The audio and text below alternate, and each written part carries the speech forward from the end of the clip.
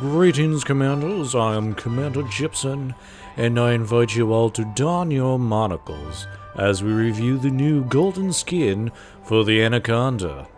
Sit back, relax, call for your butler to bring you a fresh mint julep, and enjoy the beautiful, shiny skin we are about to review. Yes, anyways, this is the new skin.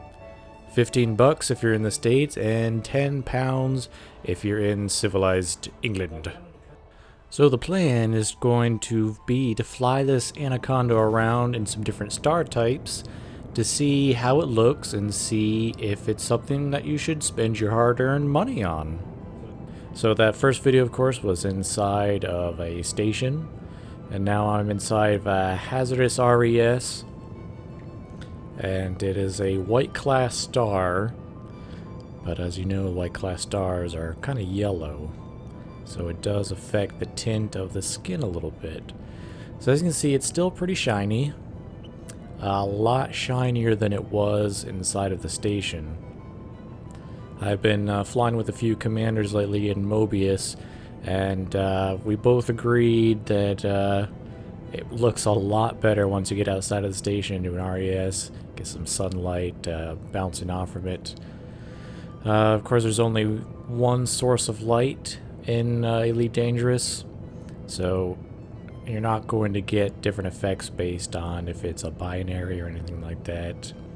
And we'll actually get a glimpse of a binary here a little bit further in the video.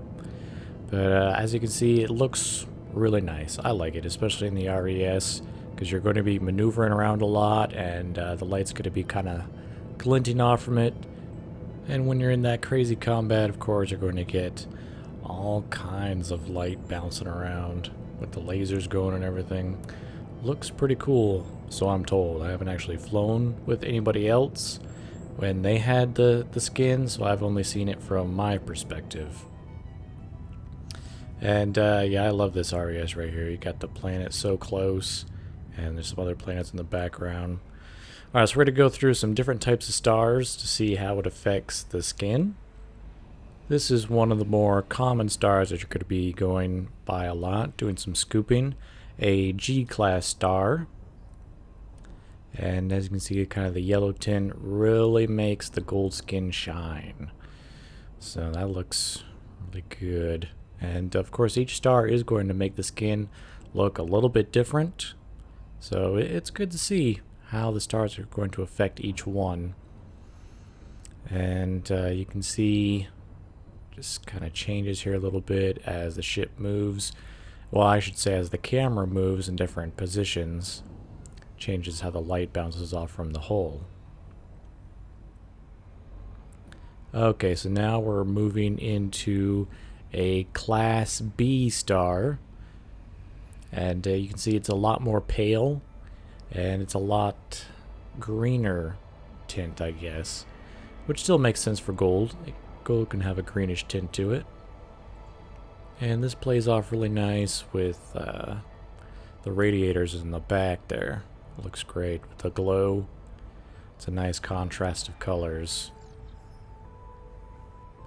Also, it's a very light skin, so we see a little bit more details than we usually do with the normal skin. So you can see a lot of the different shaped panels and some of the etches into it, which is an interesting perspective because we don't get to see that very often. And the very back of the ship doesn't have a lot of gold on it. That's good. It's always nice to have some contrast. And here looks like an excellent opportunity for a nice screenshot. Okay, so we're moving on to an F class, I believe. So very close to the G, just a little bit different. And this is actually a white star, though of course it's got yellow tinges to it, so I'm not exactly sure why it's called a white star. You astronomy buffs will have to fill me in the comments on why a yellow star is called a white star. So it looks a lot like the G-Class, just a little bit more subdued, a little pale if you will. But I still think it makes the skin look real nice. We're going to go in for a little bit of a close-up here and pan in. And we can see a lot of detail.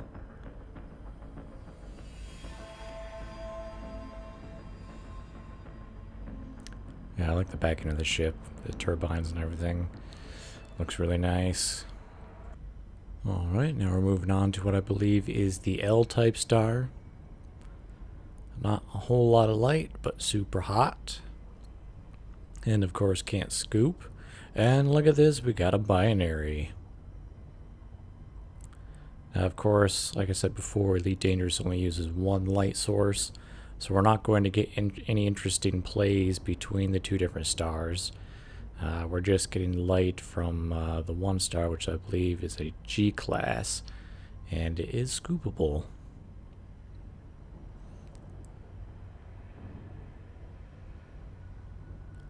Yeah, making that gold really have a deep, almost orangish gold color. Matches very much with the heat sinks in the rear. Alright, and now we're moving on to a white dwarf. And the white dwarf, of course, is very, very bright. And this will make the skin shine like nothing else. Man, look at that. I also think it's more of a pure color with the white dwarf. So you get what the gold skin really looks like, I think. I do think the gold skin is probably better than the chrome one for the Vulture. I wasn't too impressed with that one. I know it's supposed to be a metallic, but it didn't look, as nice as the gold skin, I think.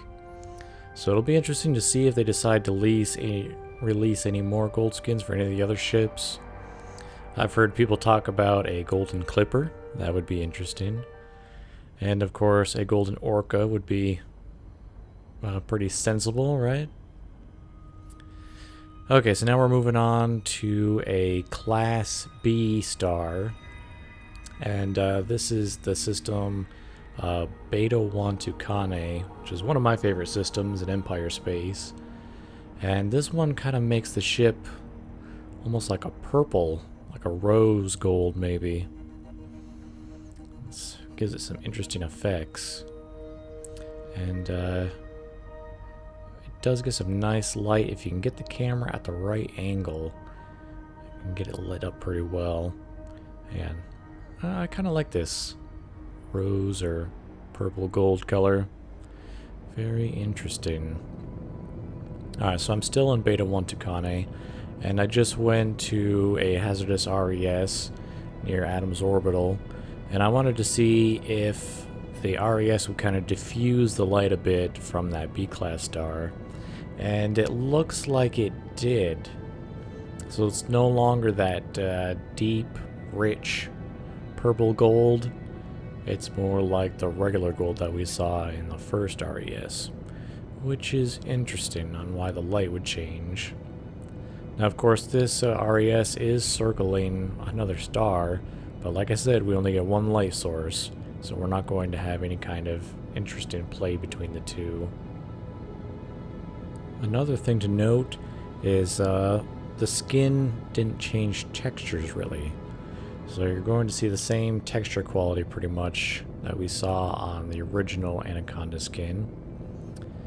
And here we're just going to check out the bottom real quick. That's something we haven't checked out yet. And I see a lot of interesting detail because we got some good light here.